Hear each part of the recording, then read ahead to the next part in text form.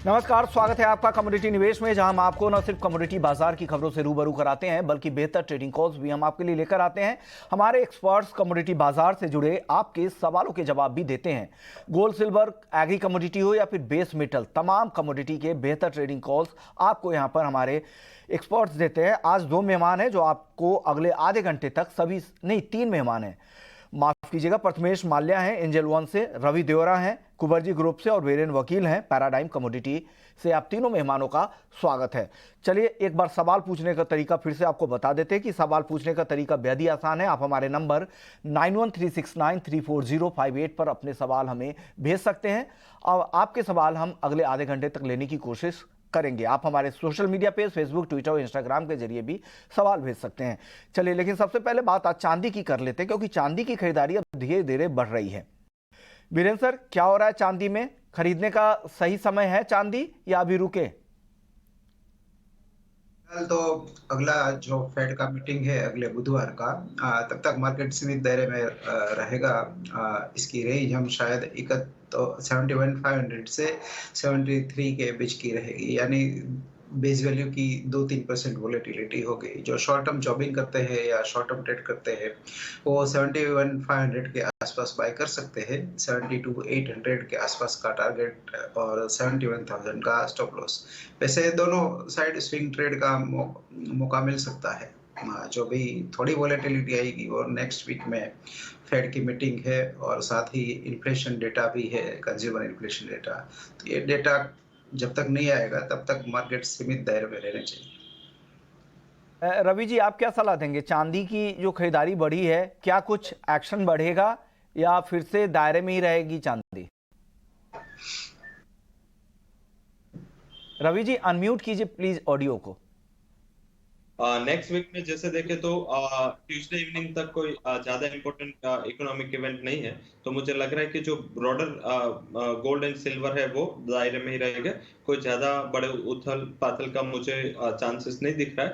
हालांकि जिस हिसाब से फंडामेंटल प्लेस है, मुझे लग रहा है कि थोड़ा शॉर्ट कवरिंग के लिए चांदी तैयार है एंड गोल्ड को आउट परफॉर्म कर सकता है, क्योंकि चाइना की ओर से कुछ ना कुछ जो पॉजिटिव अनाउंसमेंट आ रहे हैं उसका एक benefit metals as well as चांदी को मिलना चाहिए। तो मेरे हिसाब से चांदी को बाय करें, 71,960 के करीब बाय करें। स्टॉप लॉस 71,600 का लगा सकते हैं। अपर साइड मेरा मानना है कि 72,680 से 72,800 तक के टारगेट आपको देखने को मिल सकते हैं। तो मुझे लग रहा है कि एक चांदी शॉर्ट टर्म में आउट परफॉर्म कर सकती है। तो गोल्ड के वजह मुझे लग रहा है कि चांदी आज के लिए या 1 से 2 ट्रेडिंग सेशन के लिए एक अच्छा ट्रेड हो सकता है। गोल्ड की चाल देखकर आज ऐसा लग रहा है इंटरनेशनल मार्केट बंद हो, किसी तरह की एक्टिविटी नहीं है, बहुत ही सीमित दायरे में कारोबार हो रहा है। 59,500 के आसपास शुरुआती कारोबार से सोने का मार्केट घूम रहा है। एक सवाल भी है गोल्ड पर भूपेंद्र जैन साहब का। इन्होंने सवाल भेजा है कि अगले महीने गोल्ड में क्या टारगेट रखें। वीरेंद्र जी, आप पोजिशनल ट्रेडिंग पर्सपेक्टिव से ज़्यादा कॉल्स देते हैं, आप सलाह दीजिए भूपेंद्र जैन के लिए, क्या करे? 1 महीने का क्या टारगेट है गोल्ड का? जो फिलहाल जो भी बुलिश फैक्टर्स थे वो फिलहाल डिस्काउंट हो गए हैं। अब कोई नया पैनिक या कोई नया नेगेटिव न्यूज आए तो मार्केट ऊपर जा सकता है।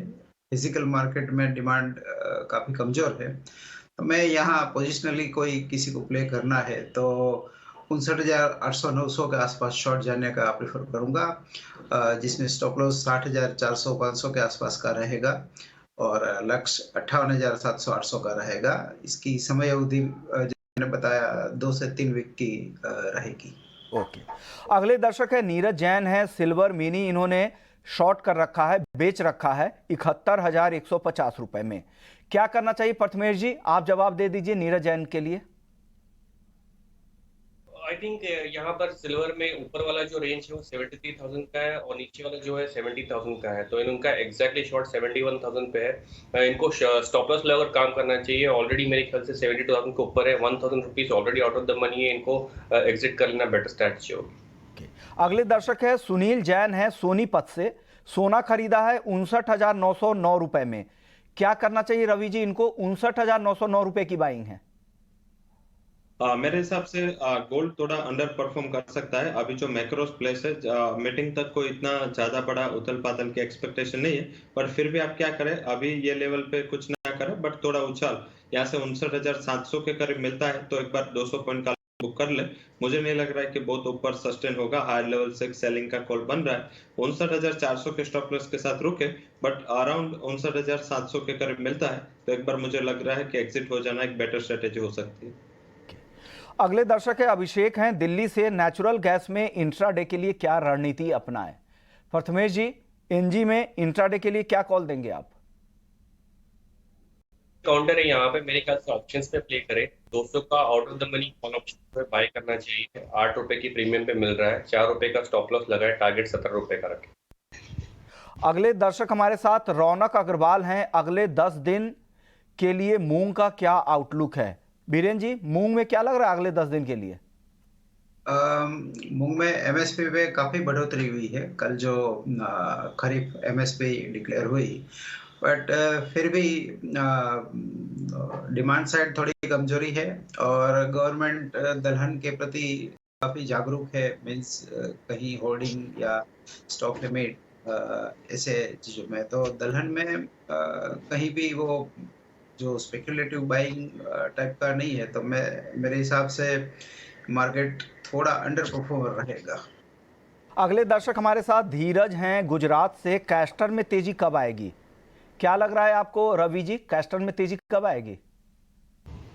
मेरे हिसाब से बड़ी तेजी की उम्मीद ज्यादातर नहीं करनी चाहिए। आई थिंक जिस हिसाब से मोमेंटम अगर बारिश टाइम पे आ गई एंड अगर मींस के केरला से जो आईएमडी का न्यूज था कि वो एंटर करने वाला है मानसून, तो आई थिंक अगर ये डिस्ट्रीब्यूशन सही रहा तो ठीक है। अदरवाइज आई थिंक सोइंग जो बढ़ेगा, क्योंकि जब डिस्ट्रीब्यूशन सही नहीं रहता, जल्दी रेनफॉल नहीं आता, तो सबसे ज्यादा इसके एक्रेज बढ़ने के मार्केट में न्यूज चलते हैं। तो इस हिसाब से थोड़ी वॉल्टालिटी होगी, बट मुझे ऊपर के लेवल पे सस्टेनेबिलिटी कम दिख रहा है। अगर आपके पास फिजिकल में स्टॉक है तो 5700 तक रुके, बट अगर 5600 से 5700 के बिटवीन आए तो एक बार मुझे लग रहा है कि वहां से एग्जिट हो जाना चाहिए। बहुत बड़ी तेजी के आसार नहीं दिख रहे। ओके, अगले दर्शक हर्ष प्रजापति हैं।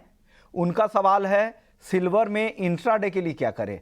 क्या करना चाहिए प्रथमेश जी सिल्वर में इंट्राडे के लिए? जैसे मैंने कहा, रेंज बाउंड है फिलहाल। ऊपर वाला भाव 73,000 है फिलहाल। 72,000 पे आपको बाय करना चाहिए। 71,400 का स्टॉक रखना चाहिए। ऊपर में टारगेट 73,000 के लिए रहेंगे। चलिए, अगले दर्शक हमारे साथ जमील भाटी हैं राजस्थान से। क्रूड और नेचुरल गैस की कॉल जानना चाह रहे हैं। बीरेन जी, क्या सलाह देंगे जमील भाई को आप क्रूड और एनजी में?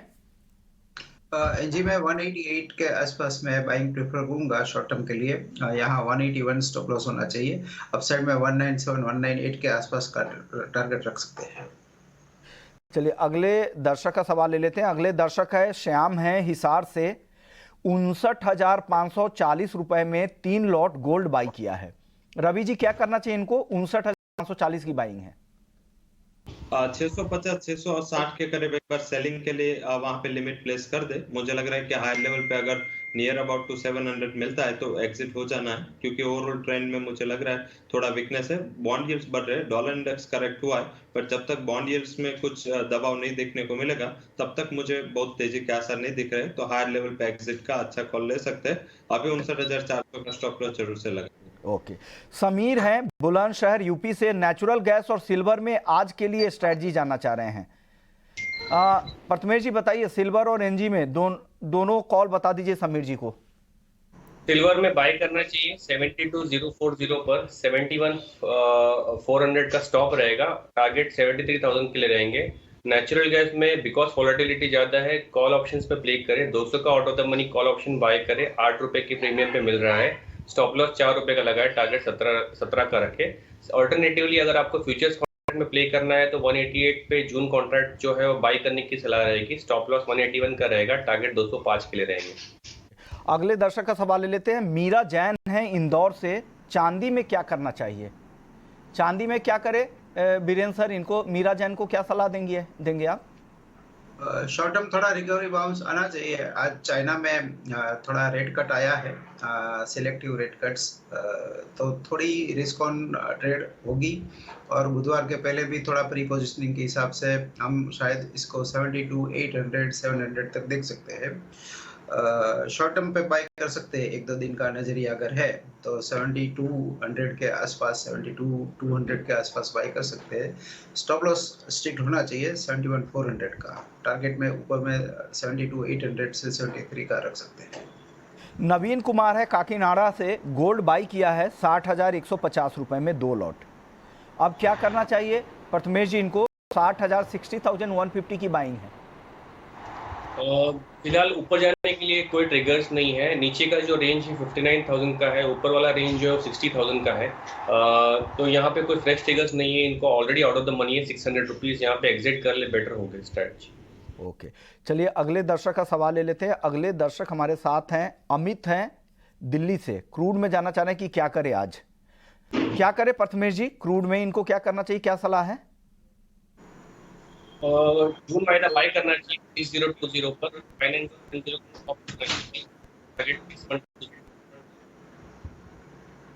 अगले दर्शक का सवाल ले लेते हैं। रुपेश कुमार हैं बिहार से, नेचुरल गैस इन्होंने सेल किया है 193 रुपए 40 पैसे पे। क्या करना चाहिए रवि जी इनको? 193.4 पे शॉर्ट पोजीशन है। मेरे हिसाब से 191 के करीब एक बार आता है प्राइसेस, तो उसमें से एग्जिट कर ले। मुझे भी लगता है कि 200 तक के लेवल चाहिए।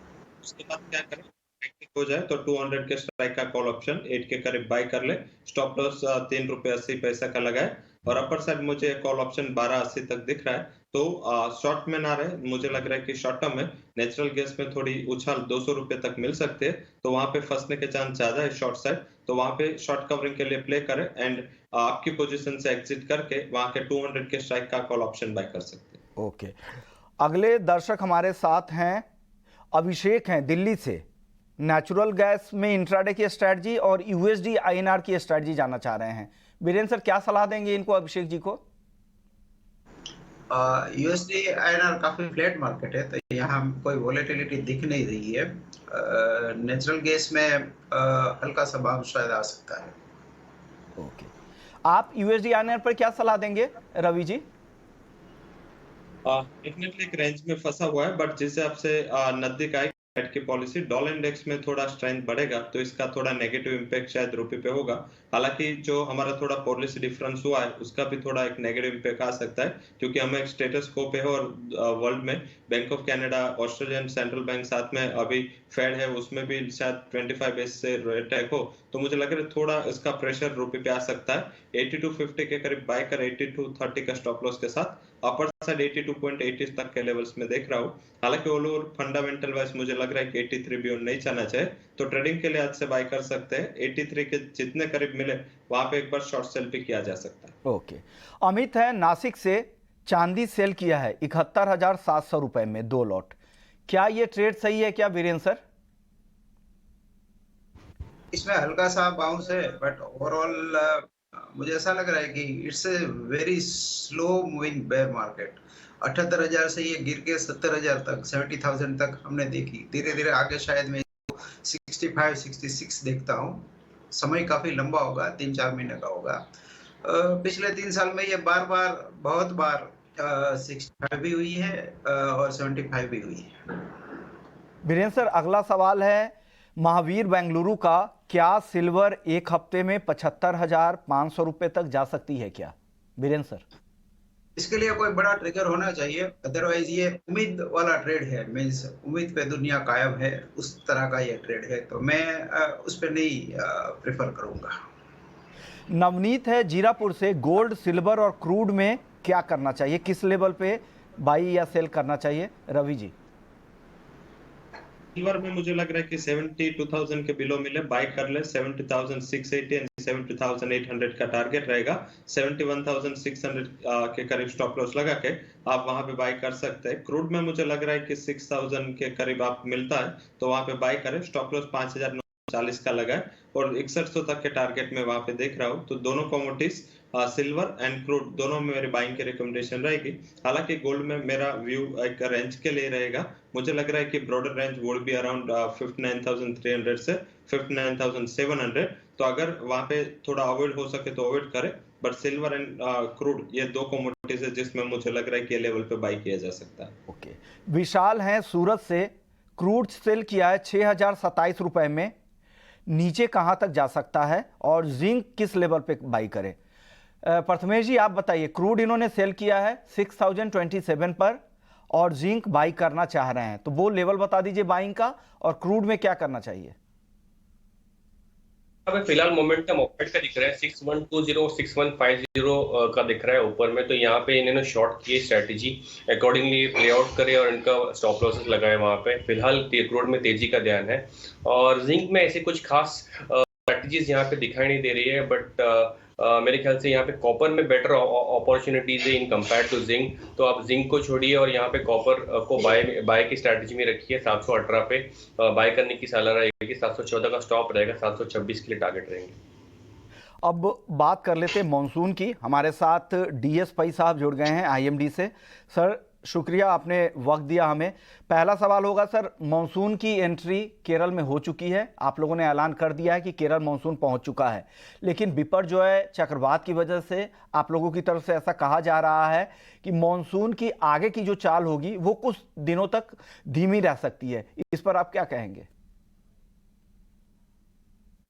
देखिए, लास्ट 2-3 दिन से मानसून साउथ ईस्ट अरेबियन सी में वेट कर रहा था केरल में सेट होने के लिए।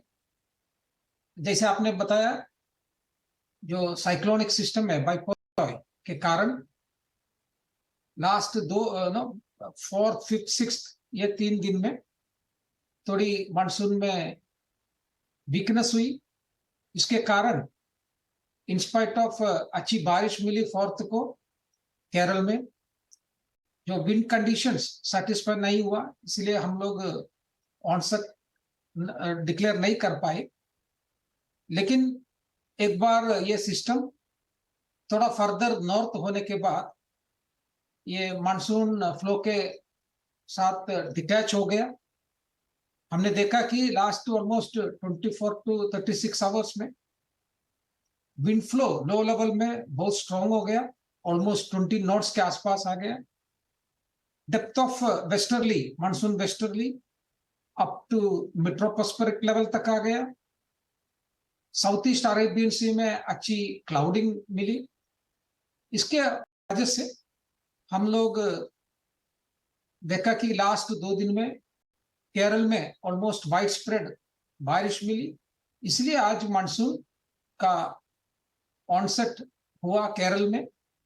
इसके साथ साथ जो remaining parts of south east Arabian sea, south Tamil Nadu region, थोड़ा south bay of Bengal, central bay में और साउथ ईस्ट बे में भी मानसून का प्रोग्रेस हुआ है। नेक्स्ट 24 to 48 आवर्स में ये एक्सपेक्टेशन है हमारा कि monsoon along the west coast, पूरा केरल में अभी जो रिमेनिंग बहुत छोटा पार्ट है नॉर्दर्न पार्ट, वो भी कवर होगा। इसके साथ साथ ओके भाई साहब, लेकिन अब ये तो मैं समझ गया कि केरल में के एंट्री के बाद अब कहां मानसून आगे किस तरह से प्रोग्रेस करेगा, लेकिन जैसा आप कह भी रहे हैं कि मानसून की एंट्री में तो देरी हुई ही है और आगे के प्रोग्रेस पर भी थोड़ा सा धीमापन रह सकता है। तो जून को लेकर क्या अनुमान है, कितनी बारिश की उम्मीद रखें कि जून के महीने में कितनी बारिश हो सकती है? क्या सामान्य से कम बारिश होगी जून के महीने में? देखिए, अभी ऑलमोस्ट 7 दिन डिले करके केरल में आ गया है, लेकिन ये जो डिले और total quantum of rainfall either June में या पूरा सीजन में, इसका कुछ रिलेशनशिप नहीं है। लेकिन दूसरा जो मॉडल्स दिखा रहा है कि हमारा आईएमडी और दूसरा ग्लोबल मॉडल्स दिखा रहा है, जैसे हमने भी बताया था मई 26 को हमारा जो अपडेट हुआ था, जून एज अ होल जो बारिश का डिस्ट्रीब्यूशन पूरे भारत में सामान्य से कम होने की ज्यादा आशंका है या संभावना है। That is 92% of long period average में सामान्य से कम बारिश होगी आप कह रहे हैं, लेकिन जुलाई को लेकर किस तरह की उम्मीद है? क्योंकि जुलाई खरीफ फसलों के लिए काफी अहम होता है, सबसे ज्यादा जरूरत उस दौरान मानसून के पानी की होती है। क्या लग रहा है वहां जुलाई को लेकर क्या अनुमान है, या जून आखिर तक आप लोग ये अनुमान जारी करेंगे? देखिए उसका जुलाई का हम लोग जनरली फोरकास्ट जून एंड में देते हैं, लेकिन ये डिस्ट्रीब्यूशन अभी एक्सैक्टली बोलना मुश्किल है। फिर भी हमको ये एक्सपेक्टेशन का एलिनो इम्पैक्ट ज्यादा होगा कि सेकेंड हाफ में, अगस्त और सितंबर में, may be last part of July में भी।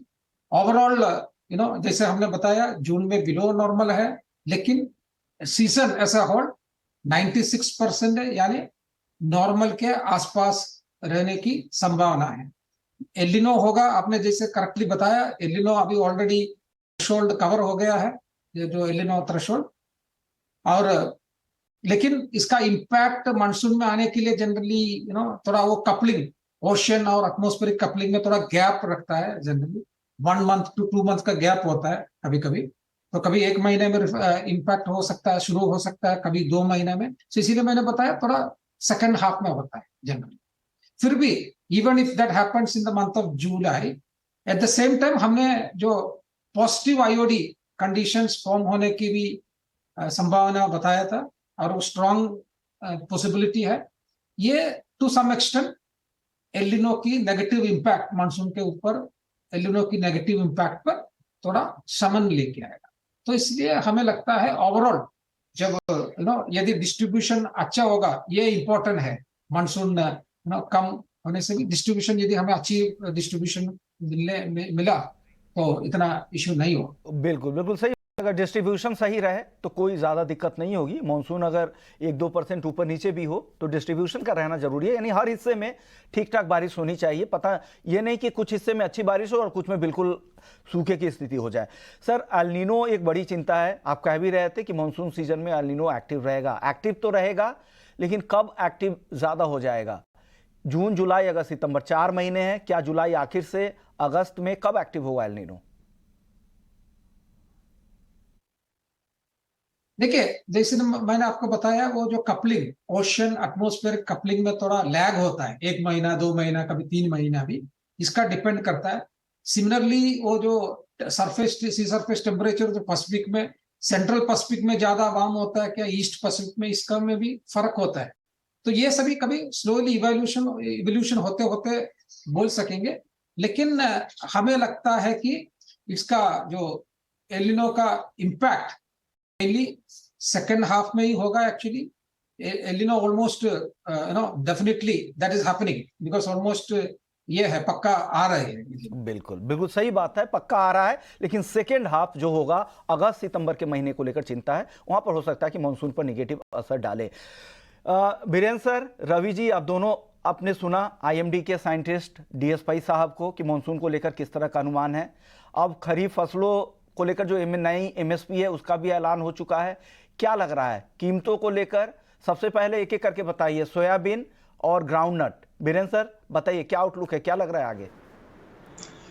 ग्लोबल मार्केट सोयाबीन का भी फिलहाल कमजोर है, और इसमें चाइनीज बाइंग को ज्यादा देखेंगे दोनों में, क्योंकि 2 साल से चाइना ग्राउंडनट में भी काफी एक्टिव, बहुत बड़ा कंज्यूमर बन गया है।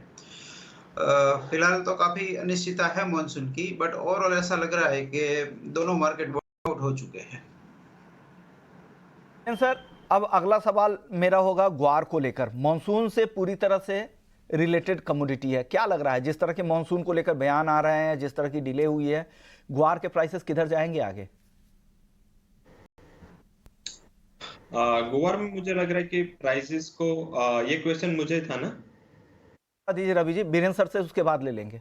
कहिए रवि जी, बोलिए सर। हाँ हाँ, गोवा में मुझे लग रहा है कि प्राइसेस को थोड़ा सेंटिमेंट सपोर्ट मिलना चाहिए। पर्टिकुलर इस बार न्यूज़ है कि राजस्थान में थोड़ा डाइवर्जन ऑफ क्रॉप हो सकता है। शायद इस टाइम काफी बात हो रही, तो शायद मूंगफली में मींस के ग्राउंडनट में थोड़ा बहुत इस टाइम वहां पे सोइंग बढ़ने की आसार है।